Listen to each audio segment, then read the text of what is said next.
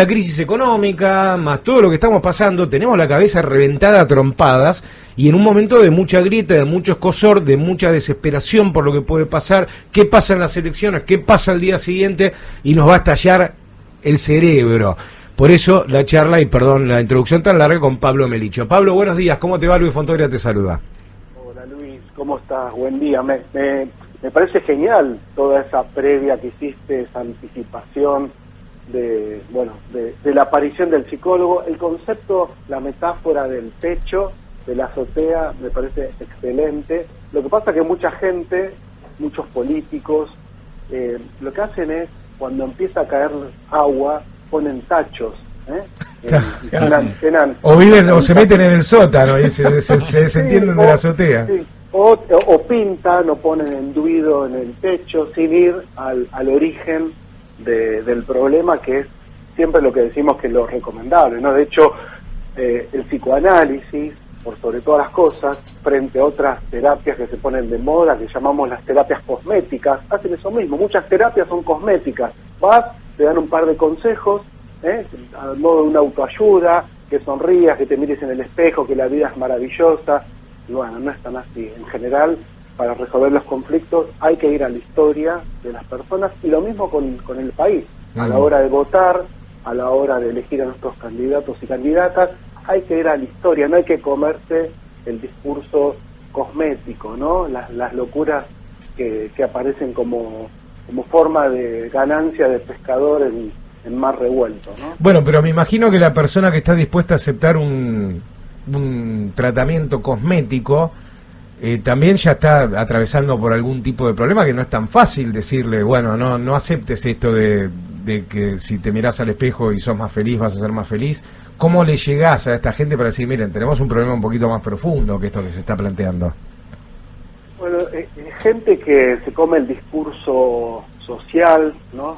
El discurso capitalista, el discurso de la rapidez, del pedido ya, por eso se imponen tanto en psicología como en medicina, como en otras prácticas, las respuestas inmediatas, porque la gente no se dedica un tiempo a la autoobservancia, al laburo interior. Como si pones una semilla de tomate y querés que a los 3 días ya tengas un tomate maduro. El proceso interior es igual que... por eso cultura viene de cultivo, ¿no? Y el campo psicoemocional también merece un cultivo. Y el cultivo implica mover un poco a veces la tierra, ¿no? Ir a tu historia, tratar de pensar por qué estás sufriendo. Yo siempre digo, prestemos atención a los síntomas. Nos enseñan a detectar los síntomas físicos, a veces también taparlos, ¿no? Porque enseguida también hay sobre todo el negocio de los laboratorios. Sí, ibuprofeno, enseguida ibuprofeno. Sí, vos sabés que yo estoy mirando mucho, cuando miro televisión, y en algún momento escribí un artículo acerca de eso.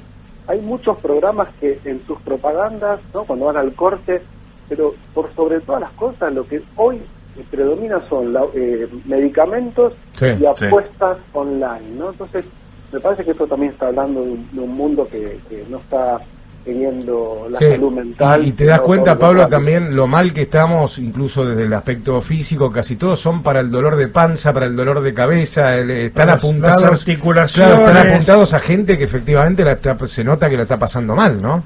Totalmente, y se apunta a tapar el síntoma, ¿no? Claro. Porque todos tenemos algún dolor físico o psicoemocional, pero si vos tapás el síntoma, digamos, estás hundiendo un poquito la punta del iceberg, pero abajo está el iceberg completo, el problema, ¿no?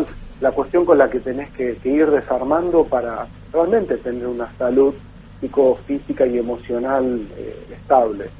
Pablo, si tuviera, es un jueguito esto que estamos haciendo, obviamente, porque no sería serio que nos hicieras un diagnóstico, pero imaginemos que los argentinos somos un paciente solo, ¿no? Y llegamos a tu consulta y te decimos, mira, nos está pasando todo esto. Somos un paciente, digo, en términos freudianos, somos un paciente solo neurótico que tiene que hacer estos tratamientos para recomponer su psique, ¿O ya estamos al borde de la esquizofrenia o de un brote psicótico, que son estas enfermedades que quiebran el contacto con la realidad?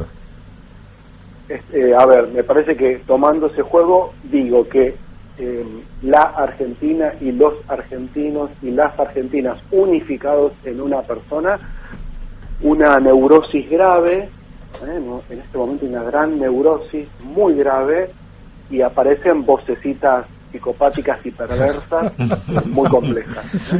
Claro. Es un paciente de alto riesgo en este momento, la Argentina. Totalmente. Sí. ¿Y qué consejo nos podrías dar a todos? Porque yo me imagino, hay mucha ansiedad por la elección de mañana. Hay una mezcla, ¿no? Está el que dice, no me importa nada, y el otro que está efectivamente nervioso. No tanto nervioso por las pasiones que nos hayan podido despertar los candidatos, que son bastante bajas en líneas generales, sino por lo que puede ocurrir el día después, ¿no? ¿Qué va a pasar con la economía, que es el primer motor que nos mueve a todos? ¿Qué nos va a pasar, la angustia de la gente que no llega a fin de mes, que no tiene plata? ¿Qué consejo le podrías dar para bajar un poco, para tirar un rebaje, aún sabiendo que estamos ante un escenario sumamente crítico? A mí me parece, Luis, que hay que hacer un poco de historia, y no solamente Argentina, ¿no? En la historia de la humanidad cada tanto aparecen, ¿no? Como cuando uno mira su propia vida y haces la cronología, la línea del tiempo, en cada uno de nosotros, como en la historia del país en el mundo, hay momentos que son así como difíciles, pero después pasan, hay que entender eso. Igual es importante mañana ir con esperanza activa, ¿no?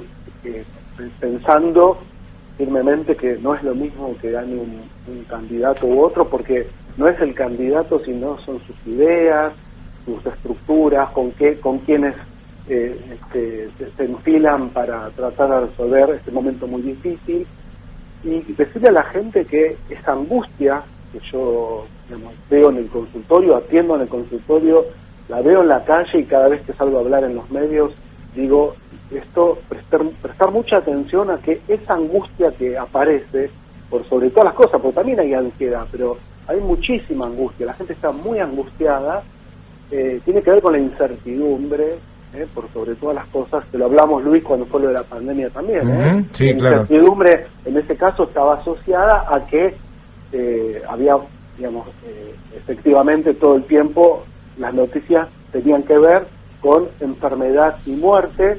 En algunos casos, efectivamente, tuvimos familiares y seres amados que efectivamente murieron, entonces también ese dolor, ese duelo que significó la pandemia. Hoy tiene que ver con mecanismos de supervivencia, ¿no? Cuando no alcanza la guita, cuando la gente no llega a fin de mes, esa preocupación por sobrevivir aumenta la angustia.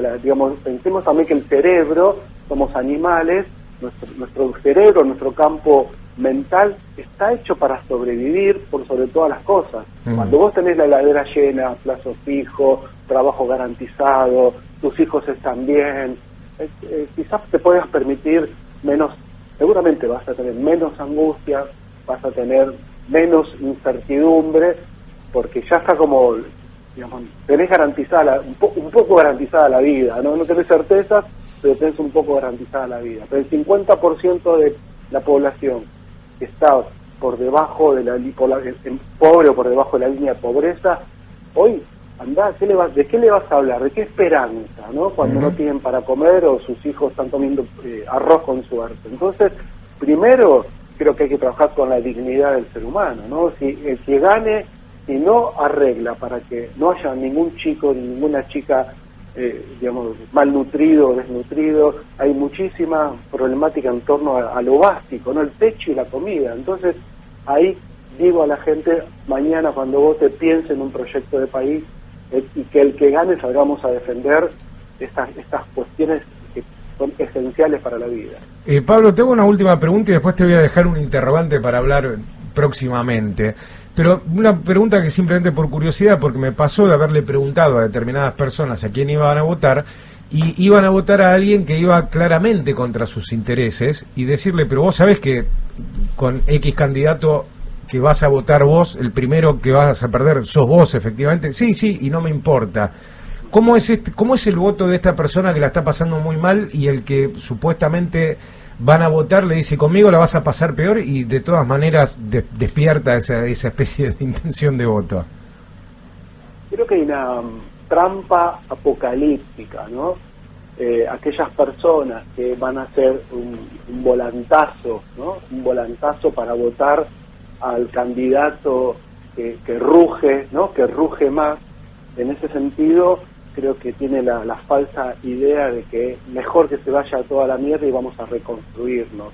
No es así. Es como si vos tenés un trastorno de personalidad y te atormento más para que tengas un brote psicótico. Creo que lo que hay que trabajar es cuando uno tiene un trastorno, como tenemos ahora, esta neurosis grave, podemos trabajar a favor de que bajen digamos, los niveles de síntomas, ¿no? Que tengamos menos síntomas. Creo que en ese sentido me parece que hay mucha gente que tiene como esa idea apocalíptica, que bueno, viene después un renacimiento, ¿no? Me parece que ahí es la gente que justamente muy neurótica, gravemente neurótica, y que escucha vocecitas, que empieza a escuchar vocecitas. Ese rugido más que esa voz. Bueno, Pablo, agradeciéndote estos minutos de charla y quedamos pendientes, pero te quiero dejar, vos hablabas hace un ratito de la cultura de la inmediatez, del ya, de quiero la respuesta en este mismo momento, del Rappi. Me interesa mucho retomar este tema más adelante con vos, de cuánto han influido e influyen en este tipo de trastornos que tenemos las redes sociales, que nos han acostumbrado a esto, al like permanente, a uno postea algo y está a los 5 segundos viendo cuánta gente le puso like y cuánta gente lo compartió y qué comentarios tuvo. Me parece que eso nos repercute en el resto de nuestras vidas y nos hace un momento particular en la historia de la humanidad solamente por ese aspecto, pero lo dejamos para otra charla. Pero me parece genial, Luis. Dale. Pablo Merichio, el psicólogo de cabecera de Maquinación, gracias por estos minutos de charla aquí en R770. Un abrazo y buen fin de semana. Para vos, para todo el equipo, Luis.